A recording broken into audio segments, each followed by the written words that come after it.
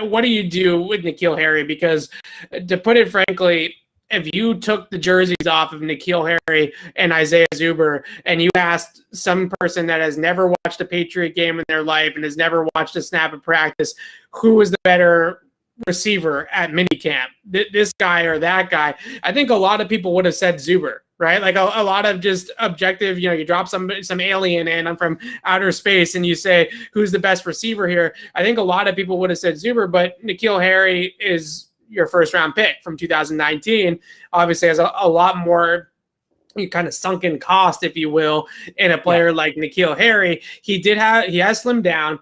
N'Keal Harry, he did have a few nice catches along the sideline, running sort of like comeback stop routes, hitch routes, stuff like that along the sidelines. He boxed the guy out. I think it was Michael Jackson on one of them. That was okay, but really lacked any sort of wow plays down the field, and still has issues, I think, with creating consistent separation. So at some point in time, do you walk away and like I said, sunk cost, right? And sort of admit defeat on it and try to get something back in a trade? Or do you still think that this team is going to continue to try to make N'Keal Harry work? So this, you had your big trade and your roster projection was Stidham, right? Mine's N'Keal Harry. That is, he doesn't fit. They seem to be looking for a different type of receiver, the Patriots, over the last 2 years. More technically sound guys, quicker, better hands catchers, that sort of thing. So I think trying to turn N'Keal Harry into that kind of guy doesn't help anybody. I don't think it helps the Patriots. I don't think it helps N'Keal Harry. I think a change of scenery is what both sides need. So there were reports during free agency that there were multiple teams interested in acquiring N'Keal Harry in a trade. The Arizona Cardinals were one, Washington was another. I think you open that back up, especially if a team loses a receiver or two to injury during training camp.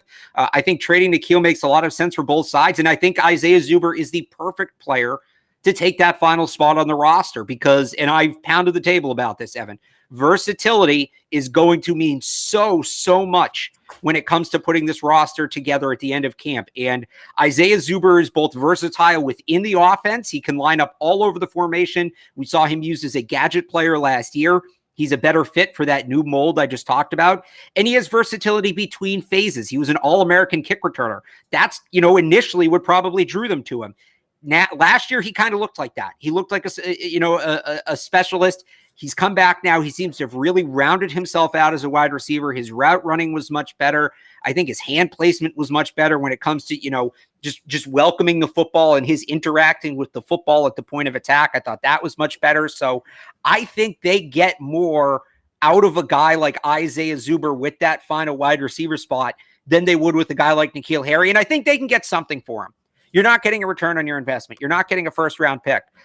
If they're willing to kick the can and make the pick down the road in 2023 instead of 2022, they might be able to get an early to mid day 3 pick for him if he is a decent camp. I don't think like a 5th round pick, maybe even a 4th round pick from a Super Bowl contender is an outrageous return for N'Keal Harry at this point. He's got 2 more concrete years on his deal, very affordable. There's a 5th-year option in there as well. So 3 years of team control. I think they can get something for him. And I think that's the move. If you're trying to, open up a roster spot and you're going to have to move good players, you don't want to just cut good players. You want to get something for them. I think N'Keal Harry's the way you go there.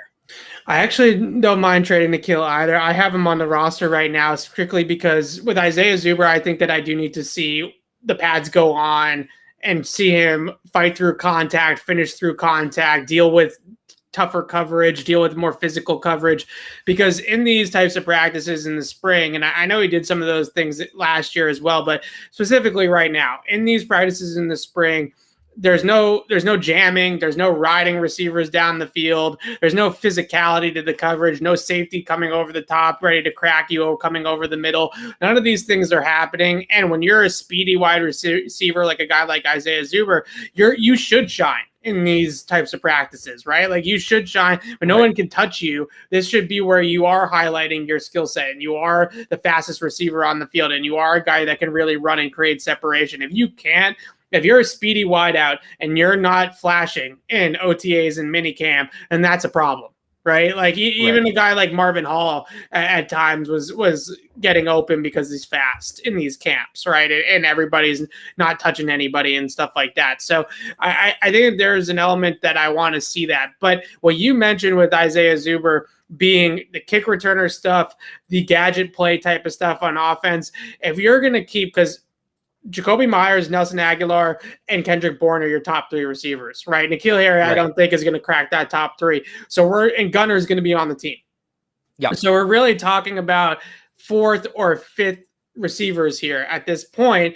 And as a 5th receiver, Isaiah Zuber is exactly what you want. Right. He's just far more valuable because of his ability to contribute on special teams, his ability to come out in on certain packages and be that jet sweep, end around type of gimmick gadget play, even if it's just a fake or a ghost motion, as they call it, and just make the defense see it coming, right, and respect it. And in a lot of ways, I don't think he's going to be as good as Cordero Patterson, but that's the sort of role that you could think of for Isaiah Zuber. And I don't think N'Keal Harry fits in that kind of role and doesn't add that other element in terms of the kick game versatility. So if you're going to carry a 5th receiver, then it does feel like a guy like Isaiah Zuber can do a little bit more as kind of a depth piece than somebody like N'Keal Harry. And you talked about the teams that were sort of interested in N'Keal Harry, during free agency in March and that period of time. And Arizona just seems like such a great team for N'Keal Harry to go to, because with Cliff Kingsbury, it's not, they didn't go full air raid with Cliff Kingsbury, right? He did kind of, some of his system's a little bit more pro style than what he was running in college, right? But for the most part, he likes to keep receivers on one side of the formation in one spot. If you look at DeAndre Hopkins's heat map from last year, he is on one side of the formation for like 95% of his snaps, right? They don't move guys around in Arizona. So with N'Keal Harry, he's going to be able to run vertical routes there, and he's going to be able to run them from the same spot every single time.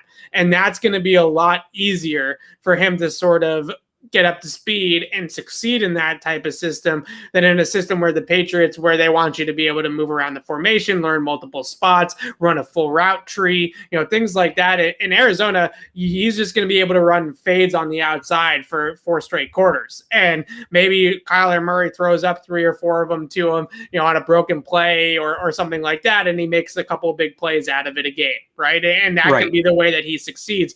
With the Patriots, they want route runners. They want detailed guys. They want guys that you say run, a 10-yard stop route. You run a 10-yard stop route. You don't run an 11-yard stop route. You don't run a 12-yard stop route. You run a 10-yard stop out, right? That type of thing doesn't happen necessarily in a system like Arizona's, right? Or even a system like Seattle's, for example, that's more of kind of an open vertical type of passing system. So I think there are teams that could make better use of N'Keal Harry if he does come available in a trade. I do wonder, and this kind of gets into a little bit of Belichick stuff, but how stubborn is Belichick going to be about that, right? Like how long is it going to take Bill to finally quit it, right, with N'Keal Harry and recognize the mistake and just move on? That will be a factor, I think. But overall, I just think other systems will get the most out of N'Keal Harry that he's not going to get here, because they tried using him as sort of like a ball carrier, right, on end arounds and jet sweeps. And he had some success with that his rookie year, but he's just not fast enough in the open field for that kind of role. Right. And then they tried to use him a little bit more as kind of in their X role.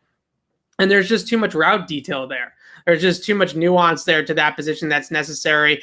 It just seems like he needs to be in a vertical-based passing system where he can just go up and get it. And I don't know if the Patriots are ever going to allow him to just do that. It's always going to be something else.